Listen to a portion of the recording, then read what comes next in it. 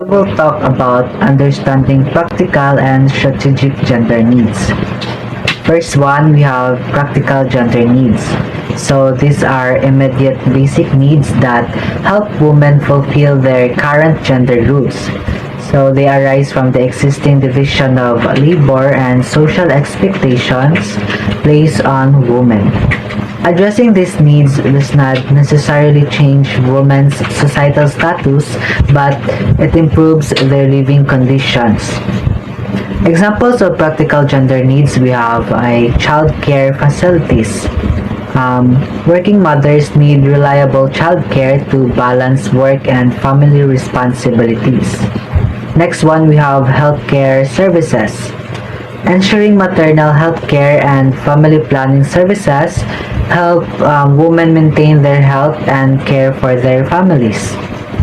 Also, it improves working conditions. Female garment workers in developing countries often face unsafe environment and low wages. Policies ensures better pay and safe workplace that address their practical needs. The second one we have strategic gender needs. Example of strategic gender needs is we have legal rights and protection. Gender interests assume the same for all of one sex. Discount women's socialized gender rules.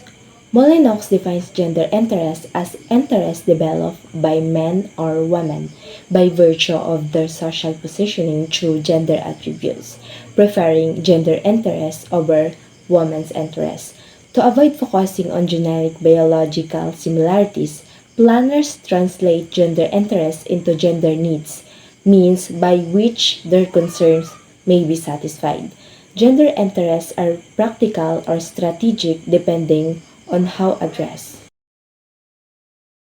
Strategic gender interests are long-term issues that aim to address gender inequalities and women's subordination. They include reproductive choice, equal rights, and increased participation in decision-making. Why strategic gender interests important? First, they help to challenge gender division of labor, power, and control. Second, they help to improve women's position on status. Third, they help to challenge through prevailing balance of power between men and women. Here are the example of strategic gender interest. Legal rights, women's control over their bodies, domestic violence, land rights, greater access to credit, abolition of the gender division of labor, elimination of institutionalized form of discrimination.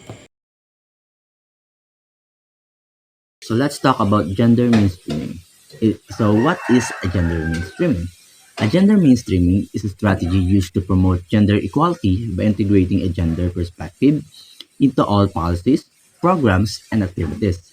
This aims to ensure that gender considerations are consistently included in decision-making process, resources, allocation, and implementation.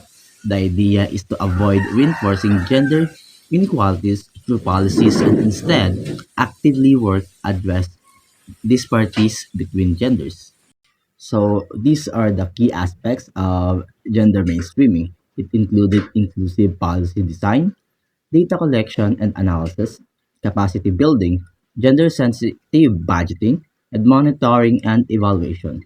Through these aspects, you will evaluate gender equality, which can lead a better image to women and how we treat them in the society.